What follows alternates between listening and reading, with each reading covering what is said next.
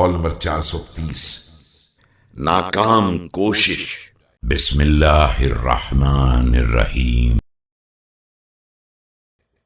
إن أخسر الناس سفقة وأخيبهم سعيا رجل أخلق بدنه في طلب ماله ولم تساعده المقادير على إرادته فخرج من الدنيا بحسرته وقدم على الآخرة بتبعته۔